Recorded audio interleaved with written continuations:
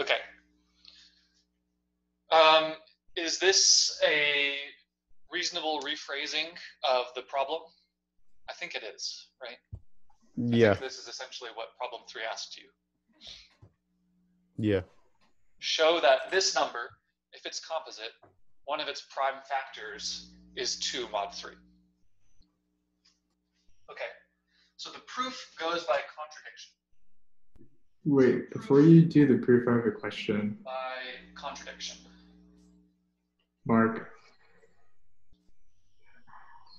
First He can't hear you, is so you got to use examine the chat because he has headphones All on. right. 3p1 all the way up to pn minus 1 mod 3.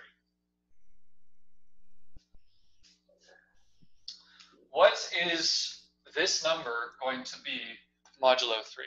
Oh, question. Yes, Charlie? wait, so you can't hear us, or? Oh, okay, I see. So I guess before you like go into that, I'm just curious. I don't really understand what it means when it says like it is in this form, like the form of like 3p1 minus pn minus 1. I don't really understand what that means to be in that form. So this is just some number where I'm taking a bunch of primes, I'm multiplying it by 3, that collection of primes, and then I'm subtracting 1.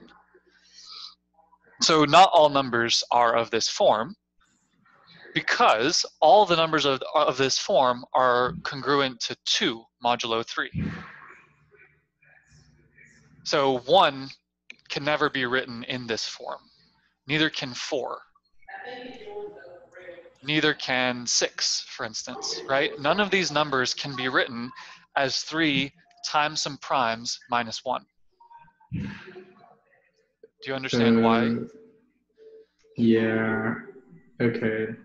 Yeah, that was just kind of tripping me out. I didn't, Yeah, so it's kind of like the number that we built in the other proof of the infinitude of primes, where you say, assume that there are some finite number of primes, multiply them all together, add 1, and then examine that number. Essentially, what this is doing is this is a first step in problem 4, and what you're trying to do here is you're trying to show if you examine this number, then we can prove something about this number, namely one of its prime factors is congruent to 2 mod 3. Okay, all right. Thanks. Yeah, you can continue on. Thank you. Okay. Any other questions at this stage? I think in the question, it said, so the primes are the collection from P1 to Pn. Right. And then it said, prove that 3n plus 2 is a factor, I think. So I don't know if that was like... Prove that there is a factor was, of the form 3n plus 2, right? Yeah, 3n plus 2, but I assumed that meant that like for your collection of primes that you would, however much primes you have, that would be the number of the factor 3n plus 2 instead of any variable. What we're going to show here is that it's that one of the primes that divides it is of the form 3n plus 2. And n can be any number. Yeah, where n is an integer. Okay. Okay. Yeah, that's fine. Okay. So we examine this number, 3 times p1 all the way up to pn minus 1, mod 3. So what will this be congruent to mod 3? I suppose someone can type.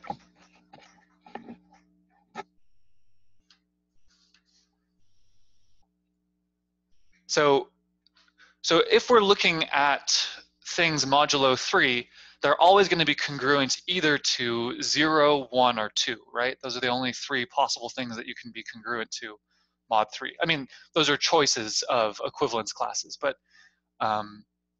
given any number, if I look at it modulo 3, I can make it so that the answer is either 0, 1, or 2, right? So which one does it have to be?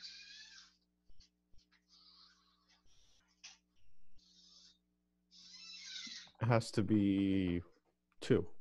Exactly. 3p1 all the way up to pn minus 1 is congruent to 2 mod 3. Essentially, the way to see this is that this term, 3 times a bunch of primes, well, this is congruent to 0 modulo 3, and then the only remaining question is what is -1 congruent to modulo 3? That's 2. -1 and 2 are in the same residue class, mod 3. That's what it's called. Okay? So any discussion about this? Any question about why this number is congruent to 2 mod 3?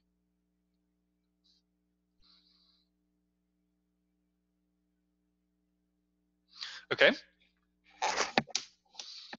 So now, assume Q1, what should I assume? Now assume that all primes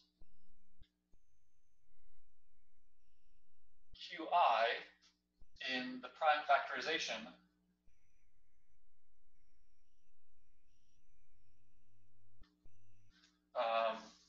Q1 to the A1 all the way up to QL to the AL.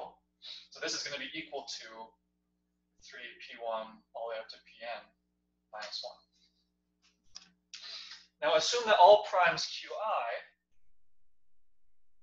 are either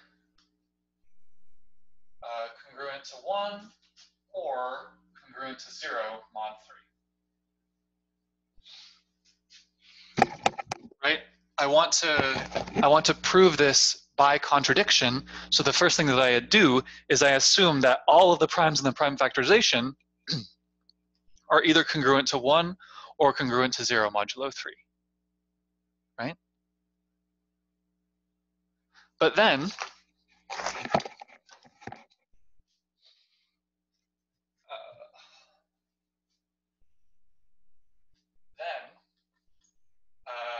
Q1A1 all the way up to QLAL mod 3 is equal to essentially a product of zeros and ones, right? Q1 is either 0 or 1 mod 3, so this is either 0 or 1.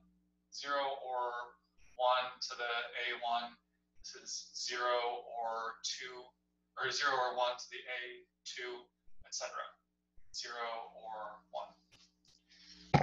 So that's part of the hint, which is saying that when you look at modular arithmetic, you can apply the mod operation to each factor, and each factor, by assumption, is either 0 or 1 mod 3. So when we make this assumption, and then we examine this thing modulo 3, we are always going to end up with a big product of either 1s or 1s and 0s or all 0s. But what are the possible answers if you multiply a bunch of 1s and 0s together? 1 or 0. 1 or 0, exactly. This product can only ever be 1 or 0 modulo 3. But we already know that this number is 2 modulo 3. Or in other words, one of these factors has to be 2 modulo 3. Otherwise, we can't multiply things together to get 2.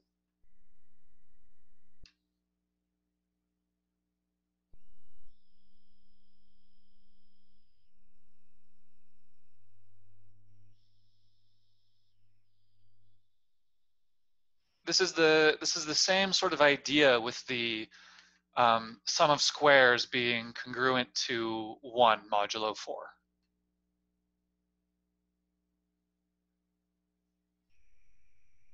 You can't possibly have this thing be 2 mod 3 if all the individual factors are either 0 or 1 modulo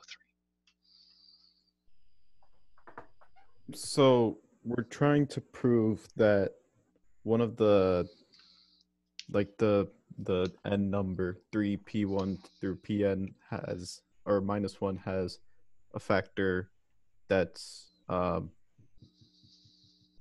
on the same, it's congruent to the mod 3 class. Exactly. The thing is, when you do divide it by mod 3, that doesn't that prove that it is on the same class? I am not Or, sure I exactly understand your question. Like, wouldn't this proof be solved by the first step? Is my point. By which step? When you say examine 3 p1 minus pn.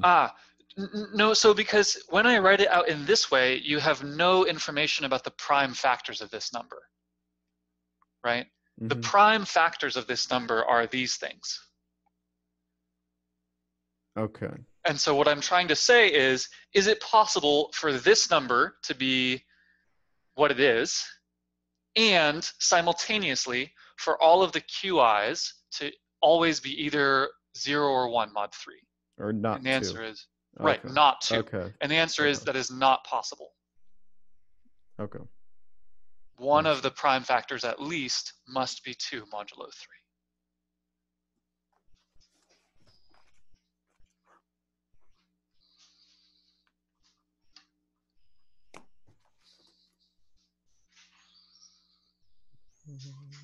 Any further questions about this? Anything that I can clarify or elucidate?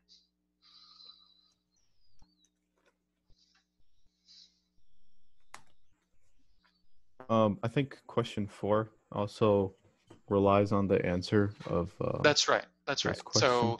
So if you use the answer, if you use this fact, even if you didn't prove it, then I'll give you points for it in problem 4. Right. So do you want me to go over problem 4? Could you please? Yeah, of course. I appreciate that.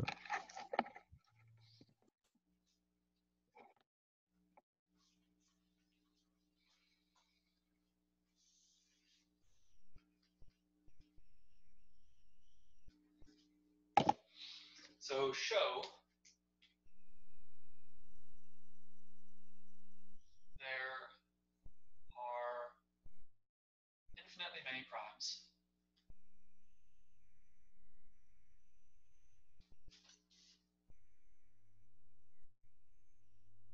of the form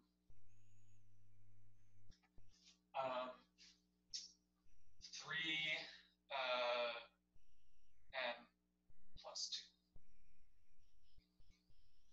Right? This is what I'm trying to prove. We are going to prove this in a similar idea to the way that we proved the infinitude of primes by a contradiction. So assume for contradiction there are finitely many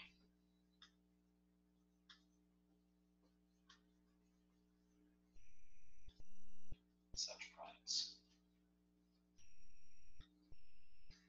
Say P1 all the way up to Pn. So we're assuming that these are all the primes that take this form. Then examine,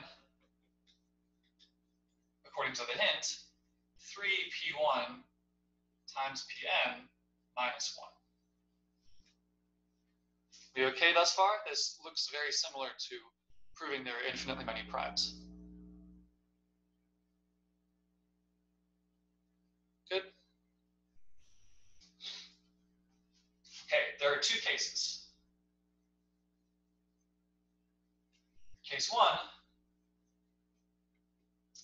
is 3p1 all the way up to pn minus 1 is prime.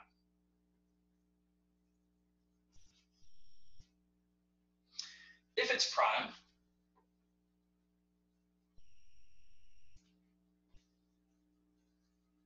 it is of the form 3n plus 2, where the n is p1 times pn minus 1, right? Moreover, it is not one of the PI for divisibility reasons.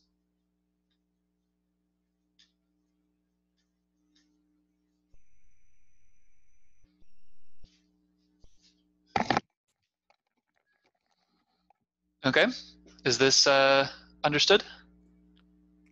If 3p1 through pn minus 1 is prime, how do we know it's the form 3n plus 2?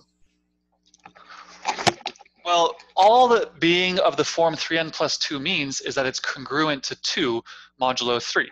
But that's, we already know that this is congruent to 2 modulo 3, and we can find the exact n is equal to 3 times p1 all the way up to pn minus 1 plus 2. Right? Okay. So if it's prime, then we've produced a new prime not on our finite list. Mm-hmm. Case 2, 3 to the p1 all the way up to pn minus 1 is composite. By problem 3,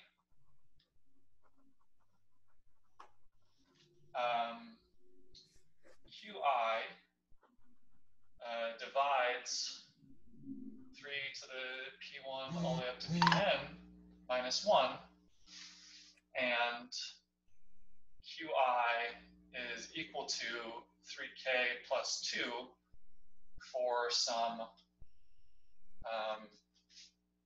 qi factor of 3p1 all the way up to pn minus 1. Right? The earlier problem tells me if this number is composite, then I can find a number or a prime qi, dividing it such that the prime is of the form that we want. Moreover,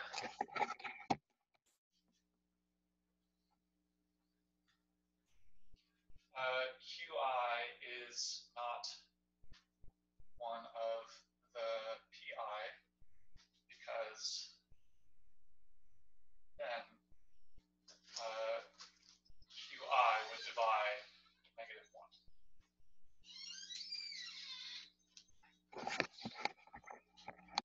Okay?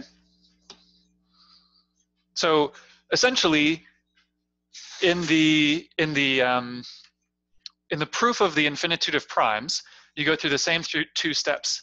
Either the new number that you build is prime, and then you've contradicted the fact that there are finite, that you have the full list, or it's composite, and then you find a new prime that wasn't on your original list. We're doing the same thing here. Either this number is prime, or it's composite. We need to find a prime of the right form, namely 3k plus 2, and then show that it's not on the list.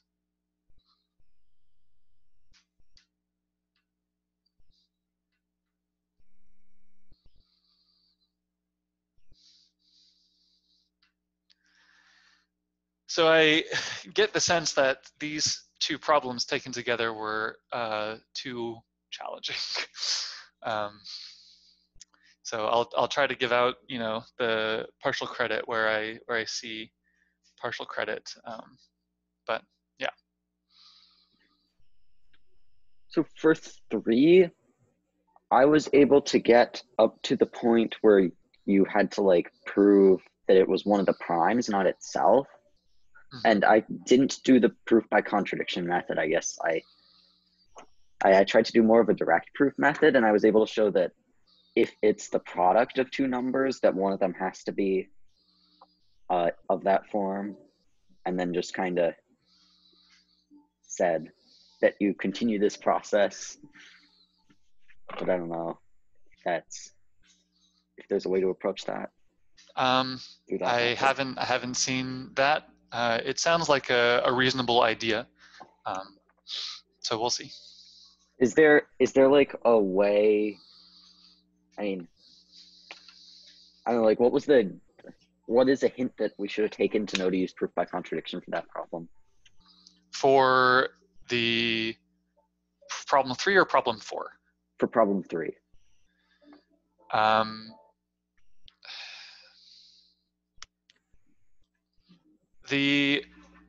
I suppose that the only hint is knowing that some of the other problems that we solve, like showing that a sum of squares has to be congruent to 1 mod 4, we prove that in a very similar fashion by contradiction. I don't know. I don't think I have a good answer here except experience and working through these problems. Because 4, I think, was similar to the infinitude of, was more similar to the infinitude of primes, and I guess I just didn't see that similarity in 3. Yeah. Yeah, I'm not sure what to say in this particular instance about that. But I mean, yeah. Do you remember the proof that sums of squares has to be congruent to 1 mod 4, for instance? It might be helpful to... I could probably recreate it, but I don't remember exactly all the steps. Right. That's fine if you don't remember all the steps, but the point, I suppose, is that those problems share a similar feeling where you just look at what the possibilities are when you square something mod 4.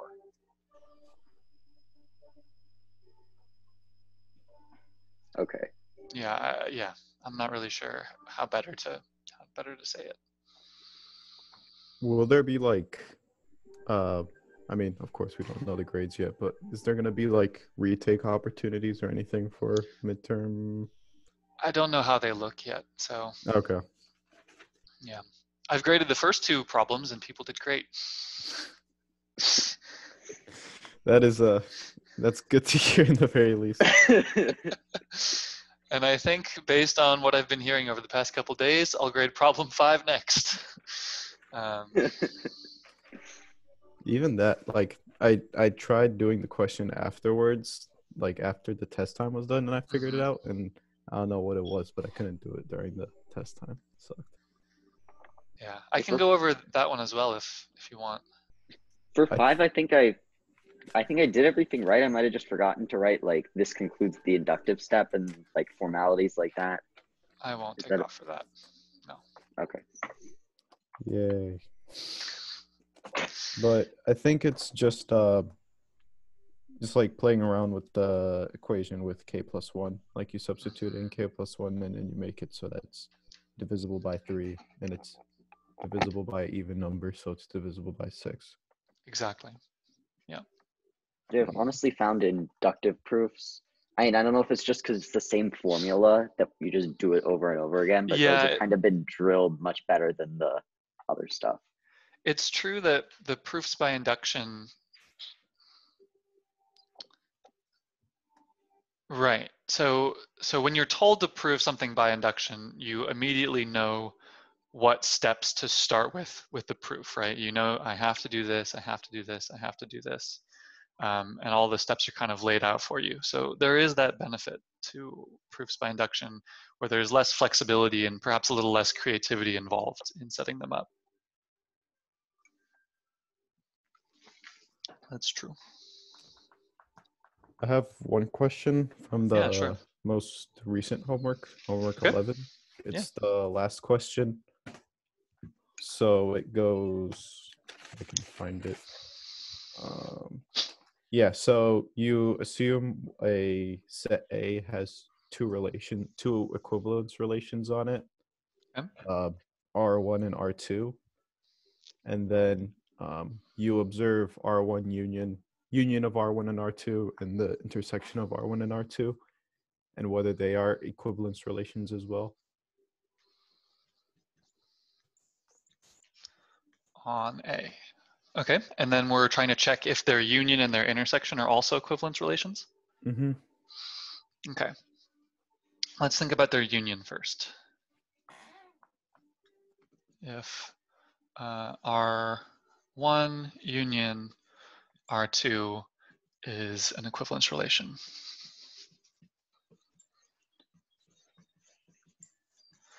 Right, okay, so the first thing is that we know that for all A in A, we know that A comma A is both inside R1 and A comma A is inside R2. Thus, A comma A is inside R1 union R2, right? So the reflexivity of this new relation is pretty straightforward, right? Yeah. Okay, let's check symmetry next. So assume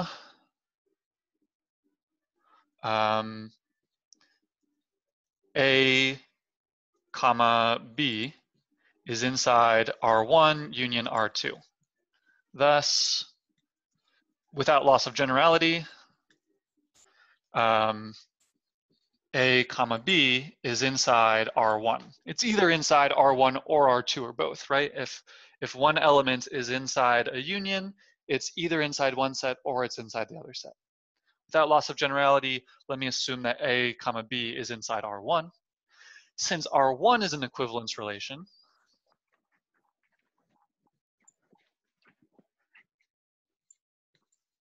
we know that B comma A is inside R1, so B comma A is inside R1 union R2. And thus we see symmetry, right? Any questions on these first two steps?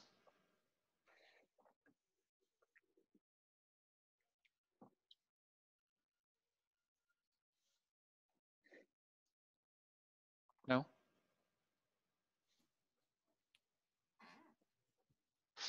Okay. And then the last step is to show transitivity.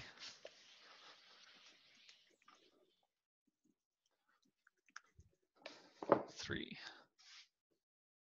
Transitivity.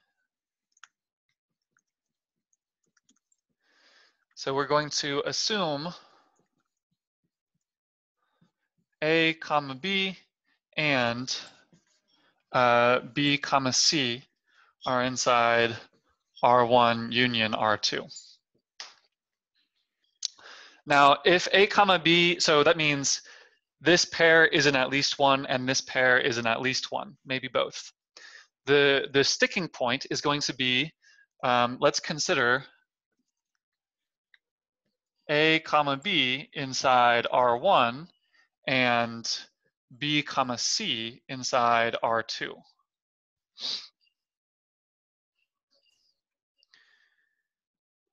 And now we need to think about whether or not we can find A comma C inside the relation R1 union R2.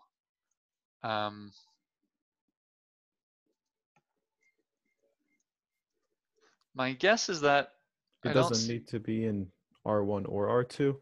So you put that as a preface as well, I guess.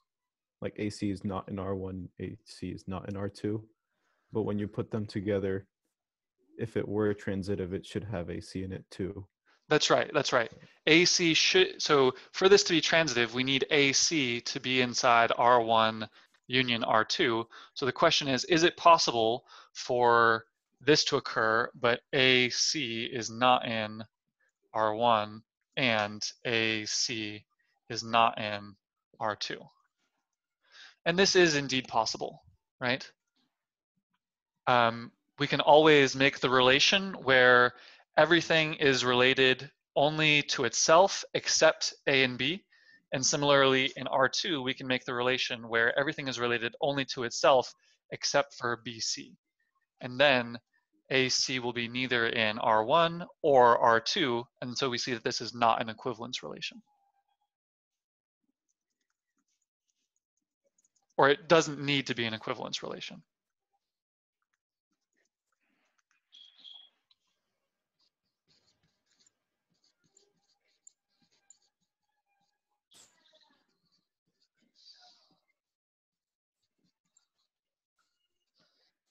Right?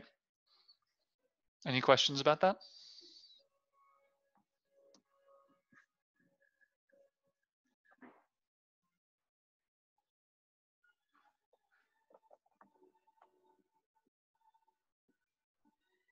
Does this answer your question, Mehmet? I was more confused on the intersection one Okay, more we than can the work- union one. Right. Just Inside R1 and AA is inside R2, thus AA is inside the intersection R1 intersect R2. So at least this relation will be reflexive. okay. So if a relation is an equivalence relation, then it's gonna contain every single element in the set. That's right, it has to. Reflexivity says every element in the set has to be related at least Okay. to itself. And this goes back to the partition idea, where every element has to be inside one of the partitions. Or equivalently, every element in an equivalence relation should be equivalent to itself. That's really what the reflexivity means. Okay. Because I assume that if the two didn't intersect, like if if R1 and R2 didn't intersect and it was the empty set, then it wouldn't be reflexive. Which is But true. It has to intersect that. By definition, if these two are equivalence relations on the same set, they have to have intersection at least all of these diagonal pairs, so to speak. Okay. That's right. Yeah, that was the question I had on it.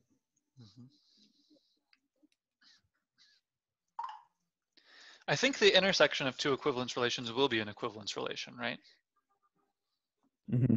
Yeah, it'll be symmetric, and then it'll also be transitive. Yeah, so.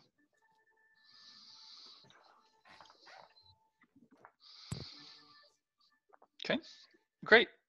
Any further questions?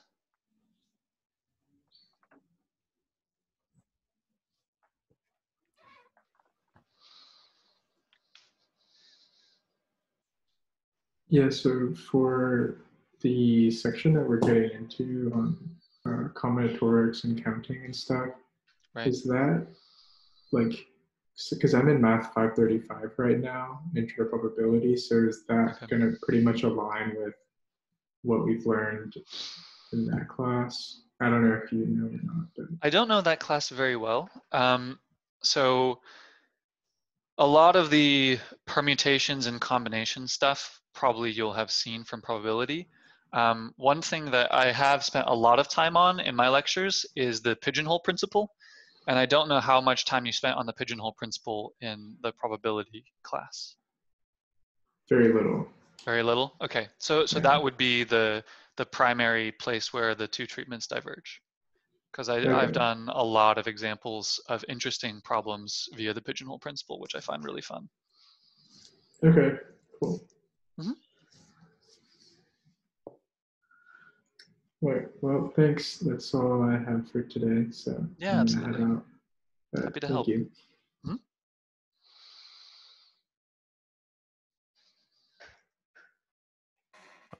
Was anything mentioned about like the finals like format or anything? So it'll probably be similar to how the midterm went, where you'll have a window of time during which to take the test, essentially.